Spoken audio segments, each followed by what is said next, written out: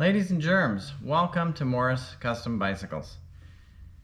So I've tried making this video 3 times. I've shot this 3 times and I edited it together. I made 3 episodes, and I just had to throw them all away. And I don't know why. It's just kind of a weird subject to talk about, and I don't know how to, I guess, start and get into this. So I guess I'll just show you. That's probably the best way. So here is what it looks like when you lose your life on a bicycle.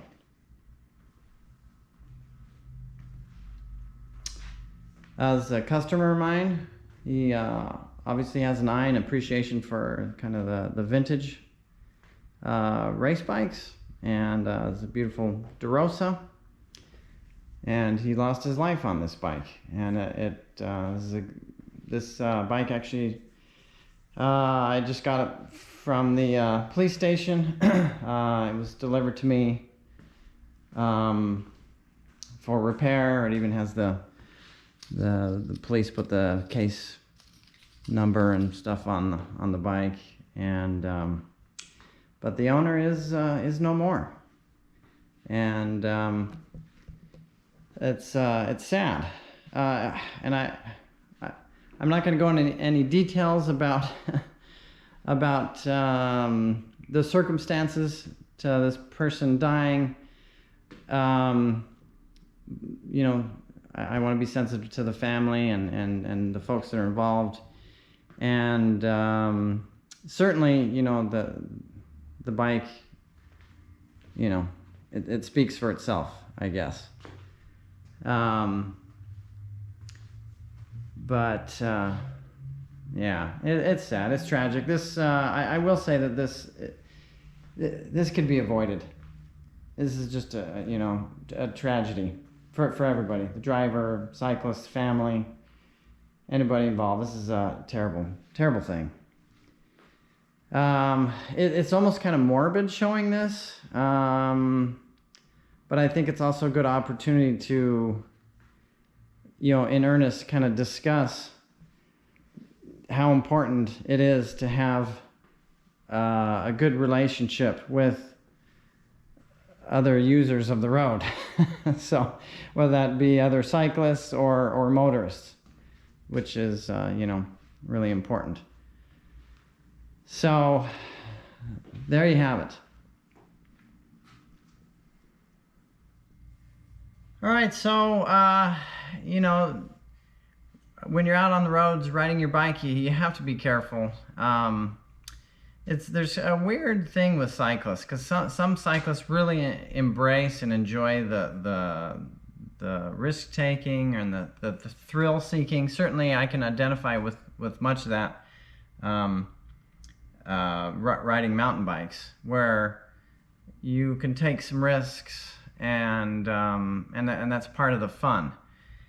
And on a mountain bike, you know, you're relatively safe taking some risks, because, you know, serious injury is, you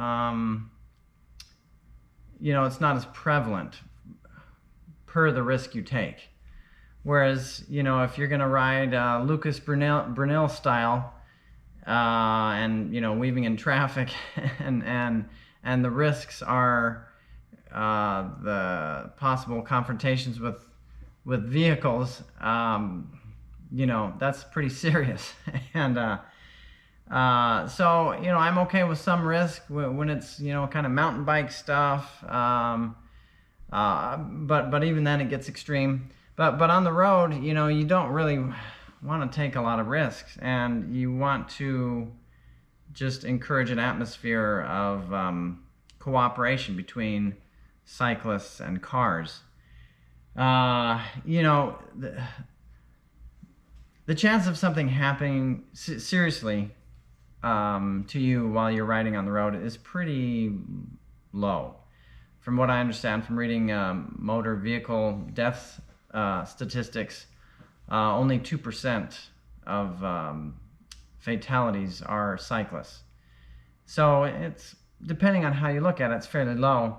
The CDC says, you know, that there's around 800 deaths a year with cyclists coming into contact with motor vehicles. And those numbers do vary a little bit depending on the source you look at. The CDC claims that, I think it was 2015 was a really bad year for some reason. There was over 1,000 that year. But in general, since the mid-70s, when they've kind of started tracking these numbers, deaths, cycling deaths, at least on the road, have been steadily decreasing. They claim it's down 16% since the mid-70s to 2019. The caveat to that is that deaths are up 36% since 2010. So, I don't know.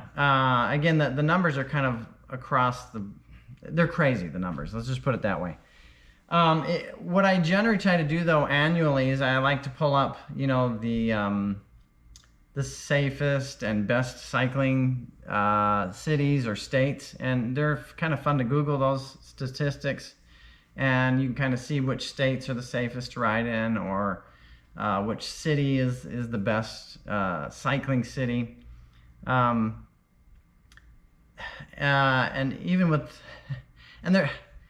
those numbers, you know, it's kind of all over. But generally speaking, some states are certainly more dangerous than others. I think it was Colorado.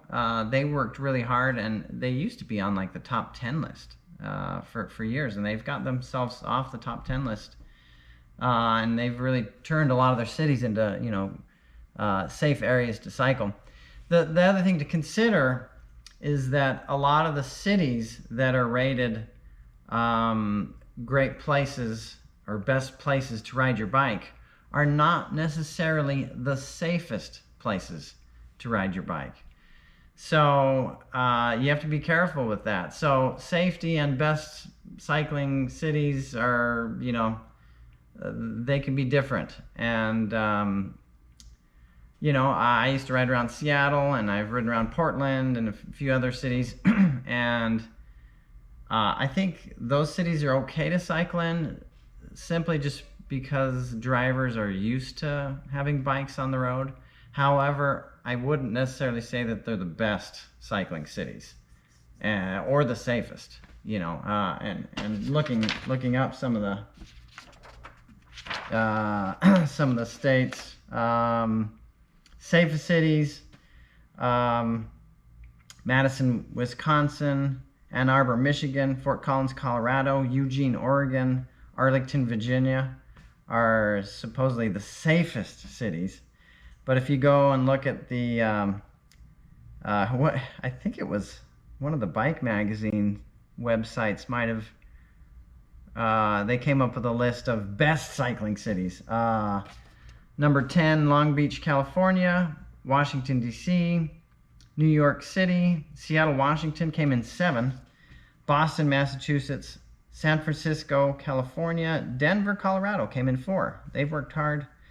Chicago, Illinois; Portland, Oregon, number 2; and then Minneapolis, Minnesota was rated number 1. So Portland used to always rank number 1, but they've kind of slid down to the number 2 spot. But again, you know, those might be great cities to ride around in because maybe they have good infrastructure, but that doesn't mean it's the safest place to ride. So what this means is that it is up to the cyclist to have some onus here and to make good decisions. When you're on the road, you got to ride safe. I mean, you really do. You got to be careful with the amount of risk taking, and you've got to try to foster good relationships with the drivers.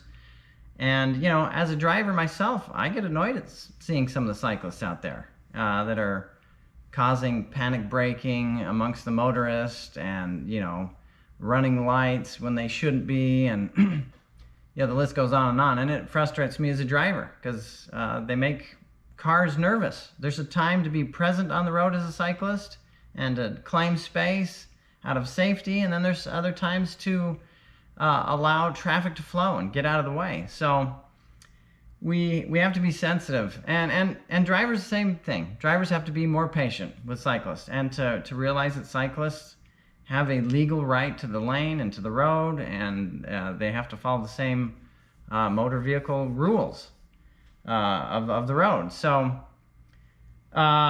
it's kind of, you know, I'm not the type that's trying to pit one against the other, because I'm a driver, and I see both sides of this, but it's going to take work from both drivers and cyclists to get along here and to make things work.